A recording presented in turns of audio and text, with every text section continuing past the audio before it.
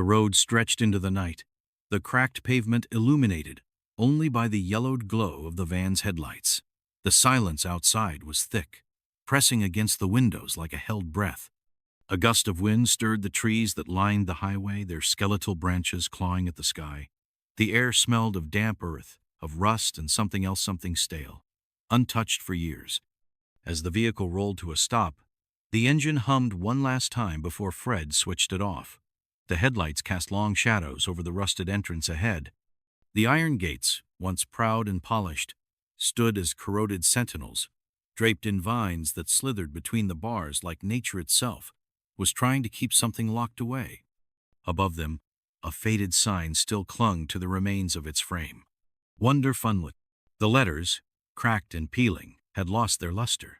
The vibrant colors that once drew and excited families had dulled into shades of neglect. The amusement park beyond the gates lay in complete darkness, swallowed by time and mystery. No voices, no laughter, only the faint whisper of the wind carrying stories no one dared to repeat too loudly. Fred stepped out first, his boots crunching against loose gravel as he approached the gate. His flashlight flicked on, casting a beam of light through the bars. The pathway beyond was cracked and uneven, weeds sprouting through the fractures. The Ferris wheel loomed in the distance, a skeletal giant frozen in time, its metal frame barely visible in the night. Velma followed, adjusting her glasses as she flipped through a collection of old documents she had obtained from city records. Her brows furrowed as she compared the blueprints to what lay before them. Daphne trailed her fingers along the cold metal of the gate, feeling the texture of rust against her skin. Something wasn't right. The chain wrapped around the entrance was too new, its links barely touched by corrosion. Someone had been here.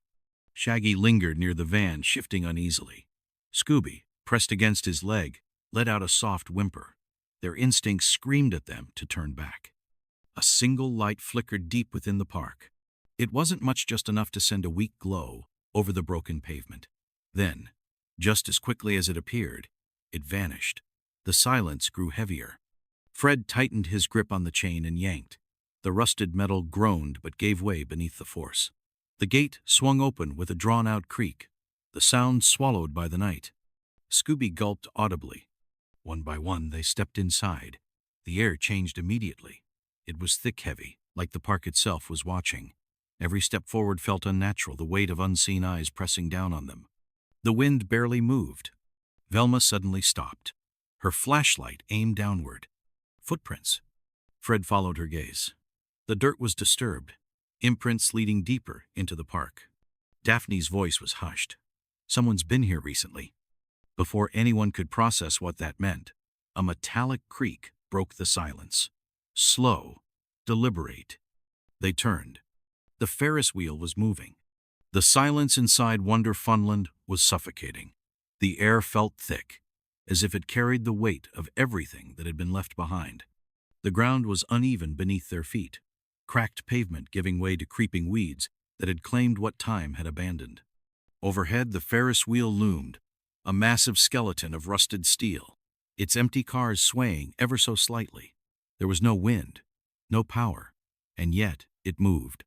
Fred took a cautious step forward, his flashlight casting sharp beams across the desolate midway. Each footstep seemed too loud, swallowed quickly by the stillness around them. The others followed hesitantly, their nerves frayed by the unnatural quiet.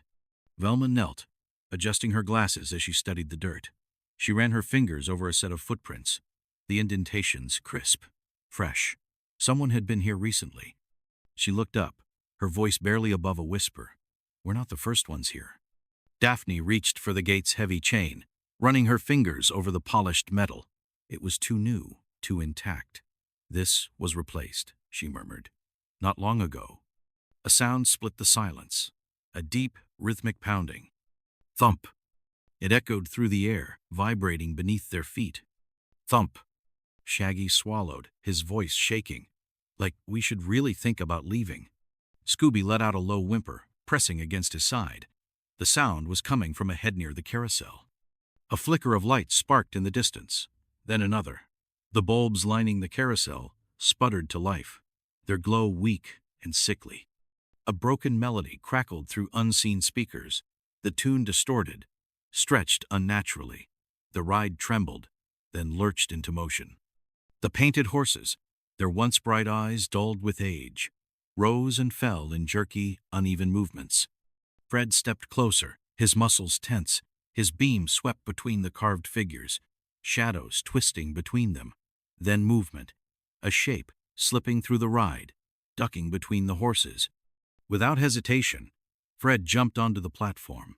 The wood creaked beneath him. The others hesitated before following. The carousel spun faster. The music grew more erratic, its notes clashing together in a twisted, warped song. Velma moved carefully, her gaze locked on the shifting darkness ahead.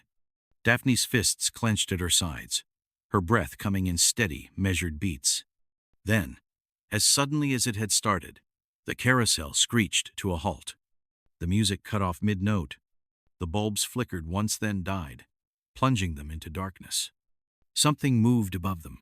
Fred barely had time to react before his flashlight beam caught the figure clinging to the central column, a pale mask, hollow eyes staring back at him. Then, it dropped. Fred lunged, but the figure was faster. It rolled as it landed, slipping between the carved horses before disappearing into the night. Velma's breath was quick, her mind racing. That wasn't a ghost. Daphne's voice was tight. Then what was it? Fred turned, scanning the shadows. We're going to find out. The park wasn't abandoned. Someone or something was watching them. The wind howled through the skeletal remains of the amusement park, slipping through rusted metal and shattered glass, creating whispers that seemed almost alive. The massive circus tent loomed before them, its tattered fabric rippling as if breathing. Inside, the silence was suffocating. Dust floated in the dim glow of their flashlights, coating every surface with the weight of time. The stale air carried the scent of rotting wood and something else, something metallic, sharp, and unnatural. At the center of the abandoned ring, a mask lay on the ground. Its porcelain surface was cracked, its painted grin frozen in time. Fred crouched down, picking it up carefully. The back was smooth, save for something deeply etched into the surface, 1978. Velma's voice was tight. That's the year the park shut down. A soft electronic beep echoed through the tent. Everyone turned sharply. Fred's flashlight flickered over the dirt floor. His boot tapped something beneath the dust, sending a hollow vibration through the space. He knelt, brushing away debris. A metal handle gleamed beneath the grime. A trapdoor. A hidden entrance, Fred muttered, gripping the handle and pulling. The wood groaned, the hinges resisting before finally giving way. The hatch snapped open, revealing a dark staircase spiraling downward. A rush of cold, stale air spilled from below, heavy with the scent of damp stone and rusted metal.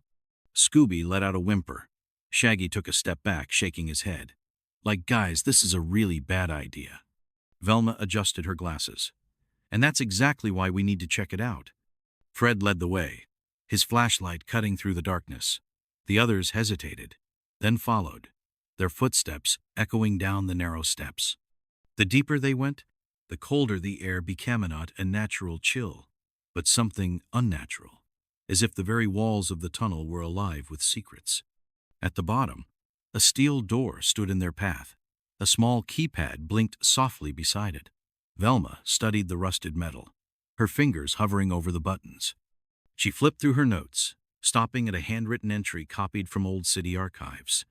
1 to 9, -7, -8, she whispered, punching in the code. A mechanical click echoed through the corridor. The door slid open. Beyond it, a vast underground chamber stretched ahead, lined with dust-covered monitors, wires snaking along the ceiling, machines still humming with power. Velma wiped a screen with her sleeve. The carousel flickered to life. The Ferris wheel turned. The circus tent they had just left appeared on another monitor empty. Except for one thing. A shadow moved. Someone was still there. Before they could react, a low mechanical hum rumbled beneath their feet. The screens flickered. A distorted voice crackled through unseen speakers. You shouldn't have come here. A loud clang from above. They turned sharply. Shaggy's face drained of color. That sounded like a lock. Fred rushed back to the staircase. The metal door had sealed shut. Daphne pounded on it. "We're trapped!" The voice returned, softer this time, almost amused. 40 years. 40 years, and no one asked what really happened. But you couldn't leave it alone. Velma's fingers flew over the control panel. "Fred, I think I can override it." The screens changed. New footage appeared. A hidden underground lab. Machines humming. Tanks filled with something. Daphne's breath hitched. "What is this place?" Fred clenched his fists. "This is more than a park." The voice crackled once more. "If you try to leave, you won't make it." The monitors shut off. A slow, mechanical whirring began somewhere deep below them. And then they realized they weren't alone. The underground corridor stretched before them, the walls lined with pipes that pulsed with an eerie blue glow. The air was damp, heavy with the scent of rust and something else, something synthetic, unnatural. Every step echoed down the narrow passageway, swallowed quickly by the vast darkness that lay ahead. The deeper they moved, the colder the air became. But it wasn't just the temperature. It was an unnatural chill, as if something unseen was pressing against them, whispering from the shadows. Fred kept his flashlight steady, scanning the walls for any indication of where they were heading. His pulse pounded against his ribs, but his grip remained firm. Velma walked beside him, flipping through her notebook, her fingers running over hastily scribbled notes. Daphne and Shaggy followed close behind, their eyes darting toward every shifting shadow. Scooby whimpered, his ears flattened against his head. At the end of the corridor, a massive reinforced door loomed. It was different from the rusted relics they had seen above ground. This door was industrial, sterile, the kind used in places meant to keep people out or keep something in. A small scanner blinked beside it, a single green light standing out against the metallic surface. Velma adjusted her glasses, kneeling beside the panel. She pried the cover open with a small tool from her bag, exposing a tangle of wires. "This system is still active," she murmured. "Someone has been maintaining it." Fred exhaled, gripping his flashlight tighter. "Can you get us in?" Velma's fingers worked quickly, reconnecting wires, rerouting circuits. A soft beep sounded, and the green light turned red. The locks clicked open.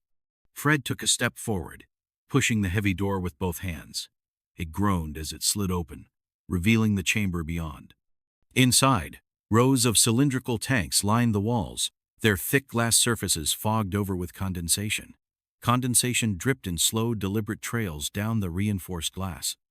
Cables snaked between the tanks, disappearing into the grated floor. The room hummed, the machinery still alive, still running. Daphne took a hesitant step forward, her arms wrapped around herself. "This isn't just an underground storage facility," she whispered. Velma ran a hand over one of the tanks, her breath visible in the cold. "No, it's a laboratory." Fred's light flickered over the labels at the base of each tank. Some were worn, unreadable. Others still bore names. But the ones that disturbed him the most were blank. The only markings were strings of numbers, test codes. He stepped closer, his breath shallow. Something was inside. Before he could react, a monitor on the far side of the room flickered to life. Static crackled across the screen before resolving into a grainy image.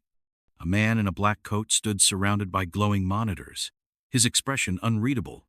His face was familiar, but it took Fred a moment to recognize him. Henry Wallace, the man who had vanished when the park shut down. Wallace's voice came through the speakers, smooth, calculated. "You're persistent. I'll give you that." Fred squared his shoulders. "You've been here this whole time." Wallace tilted his head slightly, his expression unreadable. This park was never about rides and games. It was about progress. Velma's voice was tight. "Progress? You were experimenting on people." Wallace exhaled as if disappointed. "People never understand what they fear." A deep hum rumbled beneath their feet. The floor vibrated. Machines came to life. Lights flickered above them. The tanks began to drain. Fred turned sharply. Inside the glass enclosures, shadows twitched, limbs jerked. Eyes snapped open cold, mechanical, inhuman. The locks on the tanks disengaged with a hiss. Wallace's voice echoed one last time. "You shouldn't have come here." The tanks opened, and the things inside began to move. The hiss of the draining tanks filled the chamber, a sickly gurgling sound as the thick, yellowish fluid seeped through the grates in the floor. The figures inside the glass enclosures twitched, their limbs jerking in unnatural spasms, as if waking from a long, restless sleep. The air smelled of metal, decay, and something worse, something sterile and wrong. The lights overhead flickered, casting jagged shadows that danced across the walls. Fred took a cautious step back, his pulse hammering in his ears. His grip on the flashlight tightened, the beam trembling slightly as he directed it toward the nearest tank.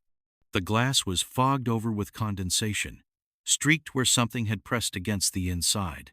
Then, slowly, fingers slid down the other side of the glass, leaving a trail of smeared fluid. Velma was already at the console, her fingers flying over the outdated keyboard. The monitors around her flickered between distorted static and lines of scrambled code. "I don't think I can shut it down," she said, her voice tight. "This system isn't designed to be overridden from here." Daphne took a step closer, her arms wrapped around herself as if trying to ward off the chill that crept through the room. "Then where?" A voice crackled through the overhead speakers, distorted but unmistakable. Henry Wallace's face reappeared on the main monitor, watching them with calm detachment. "You still think you're in control?" he mused. "You walked into my playground, and now you expect to walk out?" Fred's jaw clenched. "We're leaving," he said, his voice firm. "And we're shutting this place down." Wallace chuckled softly. "You really think I didn't prepare for that?" The floor beneath them vibrated as machinery deep within the facility roared to life. The tanks let out a final hiss as their locks disengaged completely. One by one, the glass doors slid open. The first figure stepped forward. Its movements were stiff, mechanical, as if it wasn't entirely sure how to use its body. Wires trailed from its back like marionette strings. The pale, lifeless skin stretched over an elongated frame, and when it lifted its head, its eyes gleamed red, soulless. Daphne let out a sharp breath. "Oh my God." More of them stepped forward, their heads snapping unnaturally toward the group, their metallic joints creaking as they adjusted. Their mouths opened as if they were about to speak, but only static came out, a garbled, distorted attempt at human sound. Fred grabbed Daphne's wrist and pulled her back. "Run!" They turned, bolting for the nearest door. Shaggy and Scooby were already ahead of them, feet pounding against the steel floor, their breaths ragged with fear. Velma barely managed to grab her notebook before following, her heart hammering against her ribs. The creatures moved faster than expected, their metal-infused limbs giving them unnatural agility. One lunged forward, its clawed fingers swiping inches from Velma's back. She stumbled, but kept running. Fred reached the exit panel first and slammed his palm against it. The door didn't budge. The red warning light above the panel blinked ominously. "Locked," he shouted. Velma skidded to a stop beside him, fumbling with her tools. "Give me a second." The creatures were closing in. Their movements were jerky, but calculated. One let out a piercing shriek, making Scooby yelp in terror. Shaggy's voice cracked. "We are so doomed." Velma yanked a cable free and forced a connection. Sparks flew as she twisted the exposed wiring, bypassing the lock. The panel flickered. Access granted.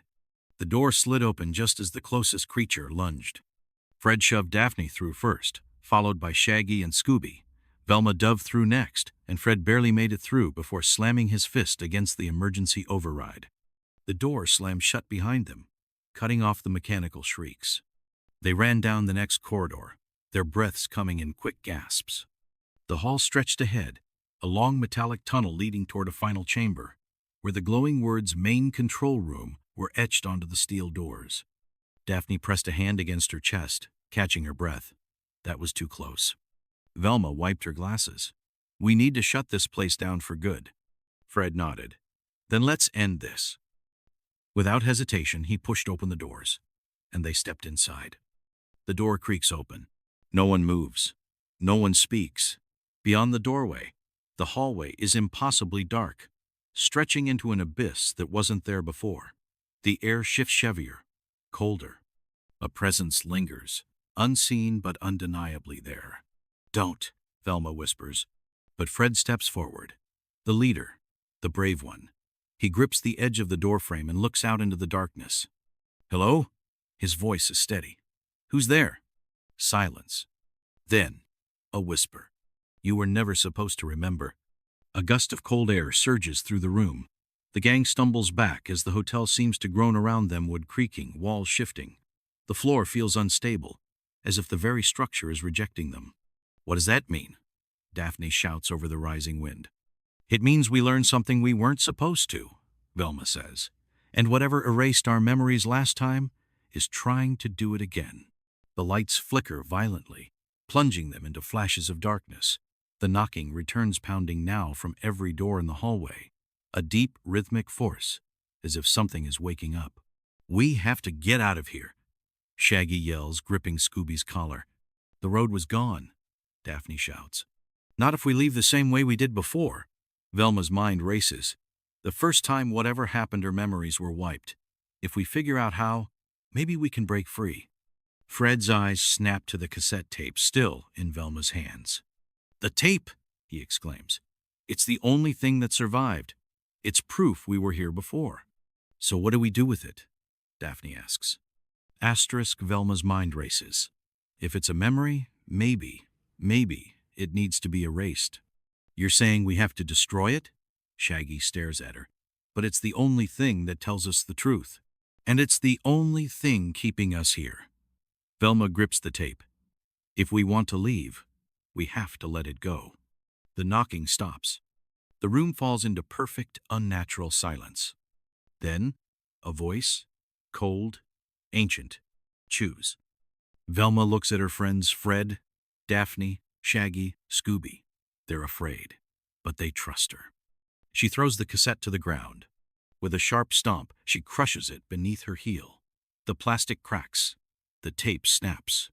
A sound erupts, a piercing, inhuman wail. The walls tremble. The air distorts. For a brief, agonizing moment, everything fades, colors, sounds, the very feel of existence, until they're back in the van. The mystery machine sits at the edge of an empty highway. The town is gone. No ruins, no road signs, no trace of Ravenswood ever existing. "What just happened?" Daphne asks, voice hoarse. Velma looks down. Her hands are empty. The cassette is gone. She hesitates. "I don't know." Fred grips the wheel, staring ahead. "Do you guys remember why we stopped?" Shaggy blinks. No." Daphne shakes her head. "Were we looking for something?" "I don't think so." Velma frowns, trying to focus. But the harder she thinks, the more the details slip away. "Asterisk?" "Let's just get out of here," Fred says, starting the engine. Asterisk. As the mystery machine pulls away, Scooby turns his head, looking out the back window. For a second, just a second, he sees it. The hotel, the town, still standing in the distance, watching them leave. He lets out a soft whimper but says nothing. Because this time, he's the only one who remembers. Some mysteries were never meant to be solved.